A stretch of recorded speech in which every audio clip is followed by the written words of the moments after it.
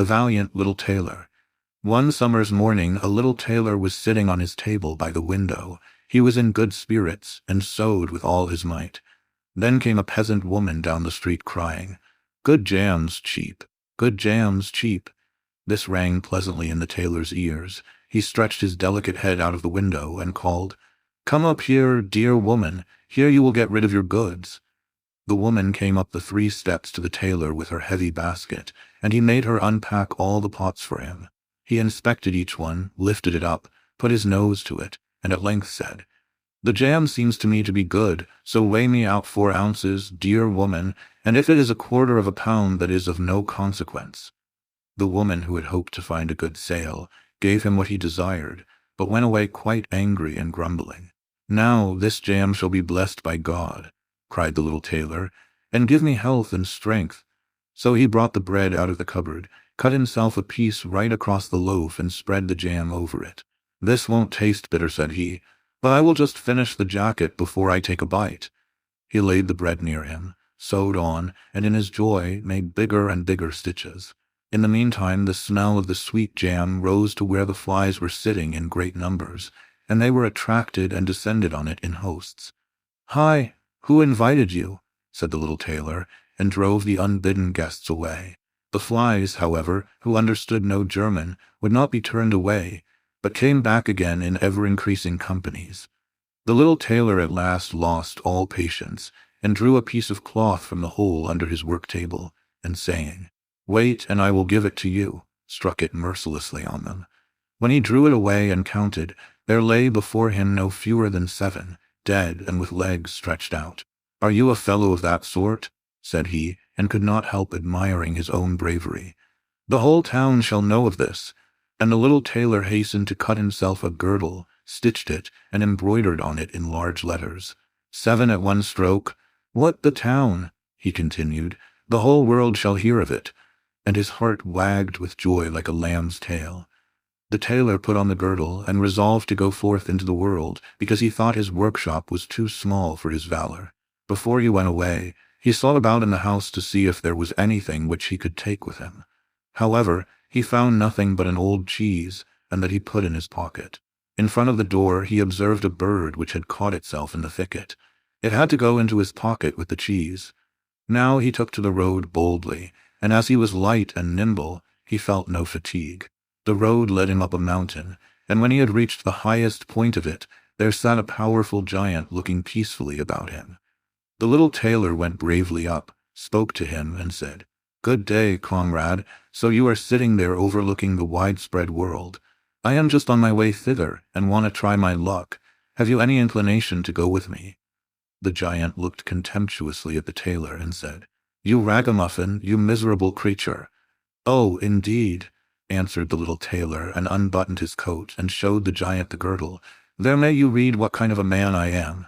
The giant read, "7 at one stroke," and thought that they had been men whom the tailor had killed, and began to feel a little respect for the tiny fellow. Nevertheless, he wished to try him first, and took a stone in his hand and squeezed it together so that water dropped out of it. "Do that likewise," said the giant, "if you have strength." "Is that all?" said the tailor. "That is child's play with us," and put his hand into his pocket, brought out the soft cheese, and pressed it until the liquid ran out of it. "Faith," said he, "that was a little better, wasn't it?" The giant did not know what to say, and could not believe it of the little man. Then the giant picked up a stone, and threw it so high that the eye could scarcely follow it. "Now, little mite of a man, do that likewise." "Well thrown," said the tailor, "but after all the stone came down to earth again. I will throw you one which shall never come back at all." And he put his hand into his pocket, took out the bird, and threw it into the air. The bird, delighted with its liberty, rose, flew away, and did not come back. "How does that shot please you, comrade?" asked the tailor. "You can certainly throw," said the giant, "but now we will see if you are able to carry anything properly." He took the little tailor to a mighty oak tree which lay there felled on the ground, and said, "If you are strong enough, help me to carry the tree out of the forest." "Readily," answered the little man. "Take you the trunk on your shoulders, and I will raise up the branches and twigs. After all, they are the heaviest." The giant took the trunk on his shoulder, but the tailor seated himself on a branch, and the giant, who could not look round, had to carry away the whole tree and the little tailor into the bargain. He behind was quite merry and happy, and whistled the song. 3 tailors rode forth from the gate, as if carrying the tree were child's play. The giant, after he had dragged the heavy burden part of the way, could go no further, and cried, "Hark you, I shall have to let the tree fall." The tailor sprang nimbly down, seized the tree with both arms as if he had been carrying it, and said to the giant, "You are such a great fellow, and yet cannot even carry the tree." They went on together, and as they passed a cherry tree, the giant laid hold of the top of the tree where the ripest fruit was hanging, bent it down, gave it into the tailor's hand, and bade him eat. But the little tailor was much too weak to hold the tree, and when the giant let it go, it sprang back again, and the tailor was tossed into the air with it. When he had fallen down again without injury, the giant said, "What is this? Have you not strength enough to hold the weak twig?" "There is no lack of strength," answered the little tailor. "Do you think that could be anything to a man who has struck down 7 at one blow? I leapt over the tree because the huntsmen are shooting down there in the thicket. Jump as I did, if you can do it." The giant made the attempt, but he could not get over the tree, and remained hanging in the branches, so that in this also the tailor kept the upper hand. The giant said, "If you are such a valiant fellow, come with me into our cavern and spend the night with us." The little tailor was willing, and followed him. When they went into the cave, other giants were sitting there by the fire, and each of them had a roasted sheep in his hand and was eating it. The little tailor looked round and thought, "It is much more spacious here than in my workshop." The giant showed him a bed, and said he was to lie down in it and sleep. The bed, however, was too big for the little tailor. He did not lie down in it, but crept into a corner. When it was midnight, and the giant thought that the little tailor was lying in a sound sleep, he got up, took a great iron bar, cut through the bed with one blow, and thought he had finished off the grasshopper for good. With the earliest dawn the giants went into the forest, and had quite forgotten the little tailor, when all at once he walked up to them quite merrily and boldly. The giants were terrified. They were afraid that he would strike them all dead, and ran away in a great hurry. The little tailor went onwards, always following his own pointed nose. After he had walked for a long time, he came to the courtyard of a royal palace, and as he felt weary, he lay down on the grass and fell asleep. Whilst he lay there, the people came and inspected him on all sides, and read on his girdle, 7 at one stroke. "Ah," said they, "what does the great warrior want here in the midst of peace? He must be a mighty lord." They went and announced him to the king, and gave it as their opinion that if war should break out, this would be a weighty and useful man who ought on no account to be allowed to depart. The counsel pleased the king, and he sent one of his courtiers to the little tailor to offer him military service when he awoke. The ambassador remained standing by the sleeper, waited until he stretched his limbs and opened his eyes, and then conveyed to him this proposal. "For this very reason have I come here," the tailor replied. "I am ready to enter the king's service." He was therefore honorably received, and a special dwelling was assigned him. The soldiers, however, were set against the little tailor, and wished him 1,000 miles away. "What is to be the end of this?" they said among themselves. "If we quarrel with him, and he strikes about him, 7 of us will fall at every blow, not one of us can stand against him." They came therefore to a decision, but took themselves in a body to the king, and begged for their dismissal. "We are not prepared," said they, "to stay with a man who kills 7 at one stroke."